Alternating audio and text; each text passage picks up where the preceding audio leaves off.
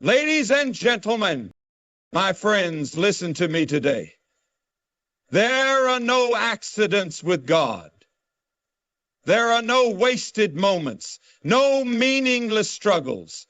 Everything you have been through, every tear you have cried, every moment of suffering, it has all been part of His plan. You may not see it now, but God has been preparing you for something greater. When Joseph was thrown into a pit by his own brothers, when he was sold into slavery, when he was falsely accused and locked away in prison, did he know that he was being prepared for something greater? No. But God knew, and through every trial, through every hardship, God was shaping him into the man who would one day save a nation. You see, we don't grow when things are easy. We don't become strong when the road is smooth. No, it is in the fire that faith is forged. It is in the storm that character is built. And it is in the valley that we learn to trust the voice of God. Some of you have been asking, God, why am I going through this? Why is life so difficult? Why does it seem like one trial after another? But let me tell you something. God has not abandoned you. He has not forgotten you. He is molding you.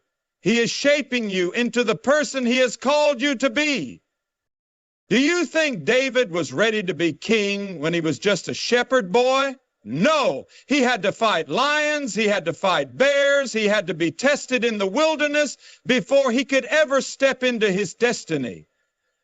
And you, my friend, the battle you are facing today is the training ground for the victory that is coming to. But here's the key. You must not give up. You must not turn away from God in your suffering, because the enemy wants you to believe that your pain has no purpose, that your trials are meaningless. But God is saying to you right now, hold on. I am working. Trust me. This is not the end of your story. The Bible tells us in Romans 8:28, and we know that in all things God works for the good of those who love Him, who have been called according to His purpose. All things. That means your failures, your losses, your disappointments. God is using every single one of them to fulfill His plan in your life. So today I want to ask you, will you trust Him? Will you believe that your trials are not the end but the beginning of something greater? Will you surrender your struggles to the one who holds the universe in His hand? Because when you do, my friend, you will see that every tear was watering the seed of your future. Every setback was positioning you for a comeback. And every trial was simply preparation for God's greater plan in your life.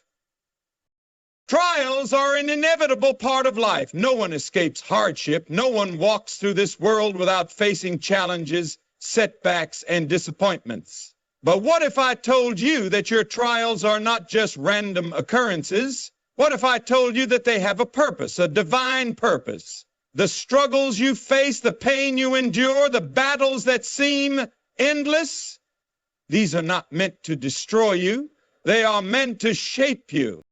God has a way of using the difficulties of life to mold us into the people He has called us to be. He does not bring hardship to punish us, but He allows trials to refine us, to strip away what is unnecessary and to strengthen what remains. Just as a potter molds the clay, shaping it into something beautiful, God takes the raw material of our lives, our weaknesses, our failures, our brokenness, and through the fire of adversity, He shapes us into something far greater than we could ever become on our own. Consider for a moment the process of refining gold.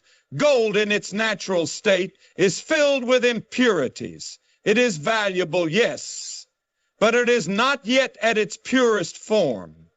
To refine it, the goldsmith places it in intense heat. The fire burns away the impurities, removing everything that does not belong. And when the process is complete, what remains is pure, strong, and radiant. This is what trials do for us. They strip away the things that do not belong, the pride, the fear, the doubt, the selfishness, and they refine our character, making us more like the people God intends us to be. When we look at the great men and women of faith throughout history, we see a common theme. Before they stepped into their destiny, they faced trials that tested them, broke them, and ultimately prepared them. Moses spent 40 years in the wilderness tending sheep before God called him to lead his people out of Egypt. Joseph was betrayed by his own brothers, sold into slavery, falsely accused and imprisoned before he was raised to a position of power. David was anointed as king, but spent years running for his life before he ever sat on the throne. And even Jesus himself, the Son of God, faced trials, rejection, and suffering before fulfilling his purpose on the cross. Why is this pattern so common? Because trials shape us in ways that comfort never could. In times of ease, we rarely examine ourselves. We rarely grow when everything is going well. But when the storm comes, when the fire burns, when we are forced to our knees, we begin to change. We begin to see our weaknesses more clearly. We begin to realize that we cannot do this on our own. And it is in that place of brokenness that God does his greatest work in us. Trials reveal what is inside of us. When life is smooth, it is easy to appear strong, to appear faithful, to appear full of trust. But when adversity comes, when pressure mounts, when everything seems to fall apart, that is when our true character is revealed. It is in the valley that we see whether our faith is real or just words. And for many, trials become the turning point, the moment when they stop relying on themselves and start relying on God. The story of Job is a powerful example of this. Job was a man of great wealth, health, and prosperity, but in an instant everything was taken from him. His children, his possessions, his health. He lost everything except his faith. Though he questioned, though he wrestled with his suffering, he never turned away from God. And in the end, God restored him and blessed him, even more than before. But Job was not the same man after his trials. He had been refined, his faith had been strengthened, and his understanding of God had deepened. This is what trials do. They do not just take something from us, they give something to us. They give us endurance. They give us wisdom. They give us a faith that is no longer dependent on circumstances, but is rooted in the unshakable truth of who God is. It is in our trials that we learn to trust. When everything is taken away, when there is no other option, we either fall apart or we fall into God's arms. And those who choose to trust him in the midst of suffering emerge stronger. They emerge wiser. They emerge with a faith that cannot be shaken. Trials are also a tool of preparation. What you are going through today may be the very thing that is equipping you for what is ahead. The hardships you endure now may be strengthening you for a calling that you cannot yet see. Many times we want the blessing without the preparation. We want the victory without the battle. But God knows that without the struggle, we would not be ready. He knows that without the hardship, we would not be strong enough to handle what He has in store for us. If you feel like life is pressing in on you, if you feel like the weight of your trials is too heavy to bear, remember that the pressure is not meant to destroy you. It is meant to shape you. God is not punishing you.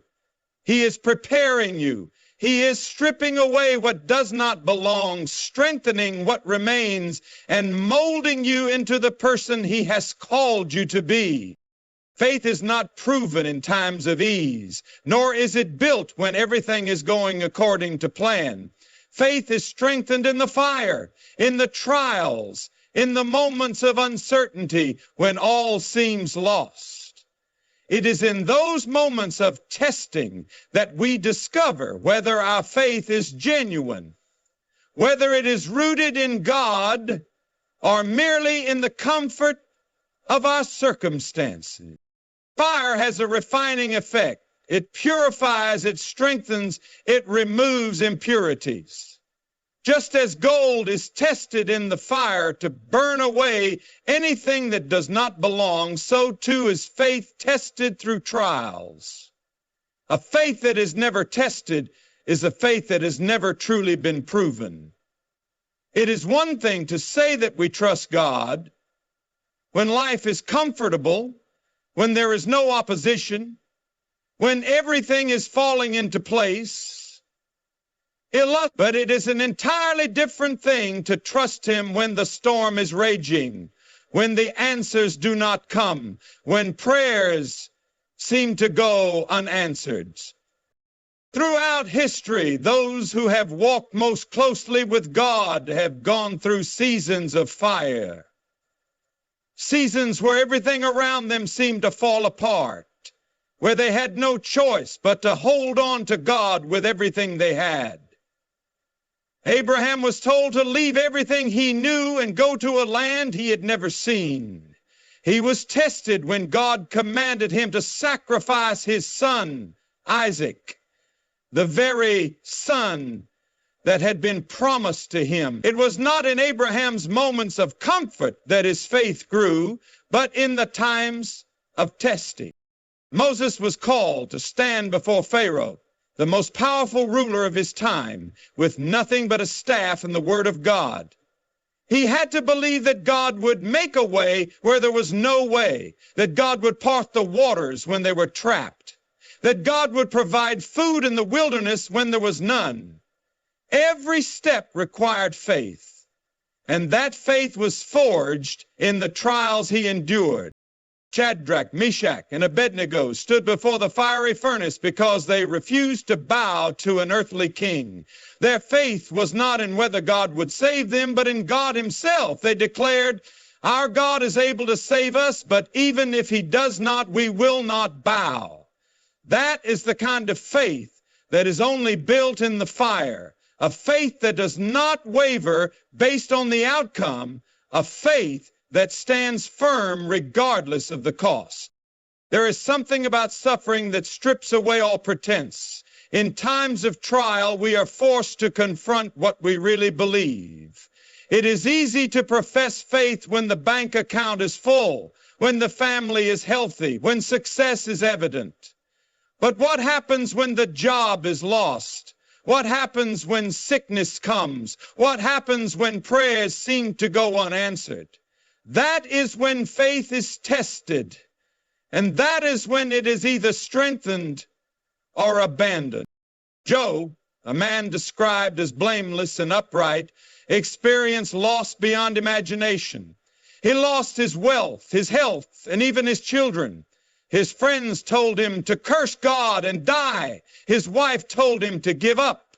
Yet in the midst of his suffering, he clung to God. He did not understand why he was suffering. He had no explanation for the trials he endured.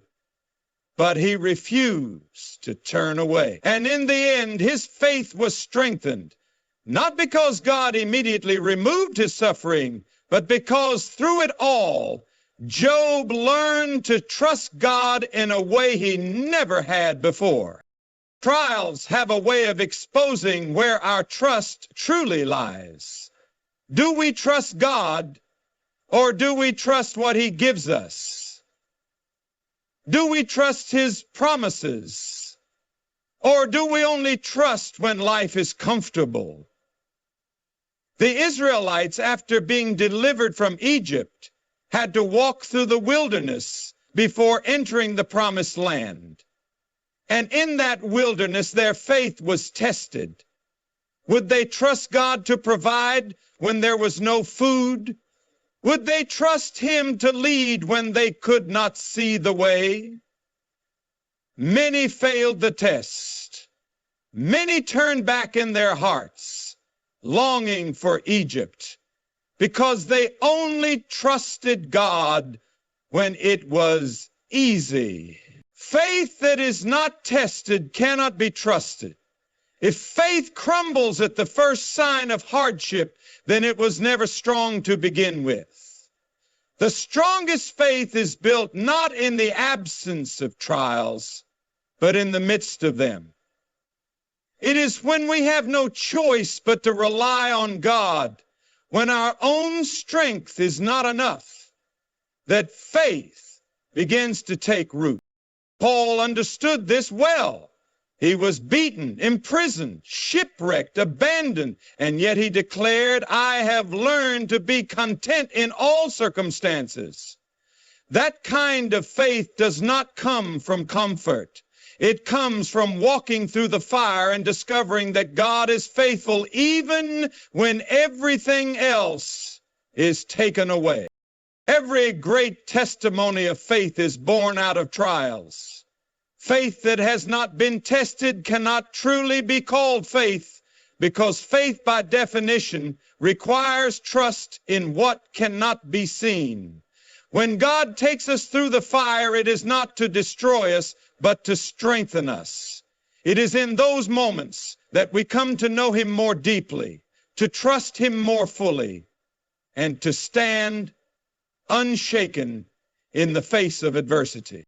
Pain is a reality of life. It comes in many forms: loss, betrayal, sickness, disappointment, failure. No one is immune to it.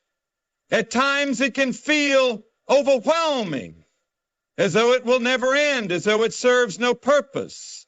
In moments of suffering, it is easy to ask, God, why is this happening? Where are you in all of this? But what we must remember is that God sees beyond what we see. His plan is greater than our present suffering. His purpose reaches beyond our immediate pain. In the middle of hardship, it is difficult to see how anything good could come from it. Pain clouds our vision. It makes the road ahead look uncertain. But God is not bound by what we see. He is not limited by time. He is the author of our story. And while we may only see one chapter, he sees the whole book. What looks like an ending to us is often just a turning point in his greater plan. Joseph, the son of Jacob, understood pain. He was betrayed by his own brothers, thrown into a pit, sold into slavery, falsely accused and imprisoned. If anyone had reason to believe that life was unfair, that suffering was pointless, it was him. For years he endured hardship with no sign of relief. But God was working behind the scenes.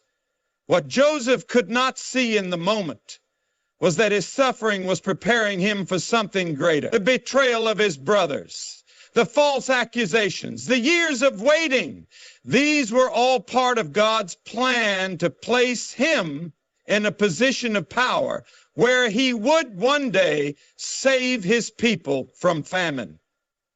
What others meant for evil, God used for good. Pain often feels like an interruption, but in reality, it is often preparation. The trials we go through are not detours from God's plan. They are a part of it.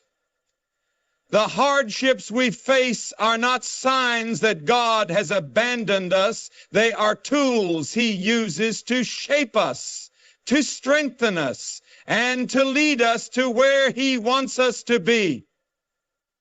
He first thinks Moses had to flee Egypt and spent 40 years in the wilderness before he was ready to lead the Israelites to freedom. David had to face giants, endure persecution, and hide in caves before he could sit on the throne God had promised him. Even Jesus himself, though sinless, was not exempt from suffering. He was rejected, mocked, beaten, and crucified. But through his suffering came salvation. The greatest pain in history led to the greatest victory. Pain has a way of making us feel forgotten. When we are in the midst of suffering, we often wonder if God sees us, if He cares, if He has a purpose in what we are facing. But all throughout Scripture, we see that God is never absent in our pain. He is present in our suffering, working even when we cannot see it. Job, a man known for his faithfulness, lost everything: his wealth, his children, his health. His friends told him he must have done something wrong. His wife told him to curse God and die. But what Job did not know was that his suffering was not meaningless. His pain was not the result of God's absence, but rather an opportunity for God to reveal His power in a way Job had never known before. Though Job could not see the full picture, God was working. And in the end, Job's faith was deepened, and he was restored beyond what he had before. We live in a world that often measures success by comfort and ease. But God is not concerned with temporary comfort. He is concerned with eternal purpose. If we judge our lives only by what feels good in the moment, we may conclude that pain has no purpose. But when we trust that God's plan is greater than our suffering, we begin to see that even in our trials, He is working. Paul, who endured beatings, imprisonment, shipwrecks, and persecution, wrote, "We know that in all things God works for the good of those who love Him, who have been called according to His purpose." He did not say that all things are good. He did not say that suffering is easy. But he knew that even in pain, God is at work. Even in loss, there is a greater purpose unfolding. When we go through seasons of hardship, it is tempting to believe that God's plan for our lives has been derailed. We think, if only this hadn't happened, if only I hadn't lost that job, if only that relationship had worked out. But God is not surprised by our struggles. He is not caught off guard by our pain. The things we see as obstacles, He sees as opportunities to draw us closer to Him, to refine our character, to prepare us for something greater. Pain often isolates us. It makes us believe that no one understands what we are going through. But God does. He sees every tear, hears every prayer, knows every unspoken hurt. And while we may not understand why we are going through certain trials, we can trust that He does. His ways are higher than our ways, His thoughts higher than our thoughts. What seems like a setback is often a setup for something greater. Our pain is not the end of our story. It is not meaningless. It is not wasted. God is always at work, even when we cannot see it, even when we do not understand it. He is using every hardship, every trial, every moment of suffering to accomplish something far greater than we could ever imagine. Every struggle you endure, every hardship you face, every painful moment you walk through, none of it is meaningless. What you're going through today may feel like an unbearable burden, but one day it will become part of your testimony. Your struggles are not just obstacles. They are opportunities for God to reveal His power in your life. When we look at the lives of those whom God has used mightily, we find one common thread. None of them had an easy path. Their faith was not shaped by comfort. It was refined in adversity. Their strength was not built in times of ease. It was forged in trials. Their testimony was not written without struggle. It was birthed through pain, loss, and perseverance. Consider the life of Joseph. He was betrayed by his own brothers, sold into slavery, falsely accused and imprisoned. His life was filled with struggles that seemed unfair, undeserved, and unending. Yet, through it all, God was working. The very things that seemed like setbacks were actually setting him up for something greater. What Joseph endured became his testimony. When he was finally placed in a position of power, he could look back and say, "What you meant for evil, God meant for good." His struggles became proof of God's faithfulness. Many people want to have a testimony, but few want to go through what is required to have one. We admire those who have great faith, those who have overcome, those who stand firm in their convictions. But behind every testimony is a story of struggle. Behind every strong believer is a past filled with trials. Behind every declaration of victory is a battle that was fought and won. Your struggles are not meant to break you. They are meant to strengthen you. When you go through the fire and come out on the other side, your story becomes a beacon of hope for others. What once caused you pain becomes a source of encouragement to those who are walking the same path. The moments that brought you to your knees become the very thing that lifts someone else up. Paul, one of the greatest figures in the New Testament, did not live a life free of hardship. He was beaten, imprisoned, shipwrecked, persecuted, and left for dead. Yet it was through those very struggles that his testimony was written. He could have given up. He could have questioned God. He could have let the weight of his suffering crush him. But instead, he used his trials as a testimony to the goodness and power of God. He wrote letters of encouragement while sitting in a prison cell. He preached about endurance while bearing the scars of persecution. His struggles did not silence him. They amplified his testimony. When you go through struggles, you have a choice. You can let them define you, or you can let them refine you. You can allow them to make you bitter, or you can allow them to make you stronger.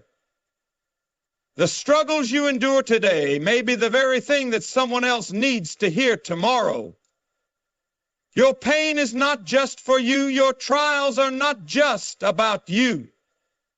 God is using your story to impact others in ways you may not even realize. Job is another powerful example. He lost everything: his wealth, his children, his health. His friends accused him. His wife told him to curse God and die. But Job remained steadfast. He questioned. He wrestled with his suffering, but he never abandoned his faith. And in the end, God restored him. Job's story is one that has encouraged countless people throughout history. His struggles became his testimony. His endurance became proof that God is faithful even in the darkest of times. Sometimes we wonder why God allows us to go through certain things. We ask why we have to suffer, why we have to endure pain, why life seems unfair. But what if the very thing you are going through is the thing God will use to bring healing to someone else? What if your struggle today will be the reason someone else finds hope tomorrow? What if your story is the testimony that will change another person's life? And in Jennifer's eyes, are you willing to see what's possible when an end-of-life tragedy? God does not waste pain. He does not allow suffering without purpose. The trials you are walking through are not in vain. Every tear, every setback, every disappointment is part of a greater story. Your struggles are shaping you, preparing you, molding you into the person you are meant to be. And one day, when you have made it through, when you have seen God's hand at work, you will be able to stand and declare that He was faithful all along. The world teaches us that victory is achieved by fighting harder, by pushing through with sheer determination, by refusing to back down. We are told that surrender is a sign of weakness, that to yield is to be defeated. But in God's kingdom, the path to victory is not through striving, but through surrender. It is not by holding on tighter, but by letting go. True victory is found not in self-sufficiency, but in complete dependence on God. The paradox of God's kingdom is that victory does not come through human strength, but through surrender to His will. When we let go of our need to control, when we lay down our burdens, when we stop striving in our own power and place our trust fully in Him, that is when we truly overcome. Surrender is not defeat. It is the doorway to peace, to freedom, and to the life God has called us to live. It is in surrendering that we find strength, in yielding that we are lifted up, and in trusting God fully that we experience the victory that only He can give.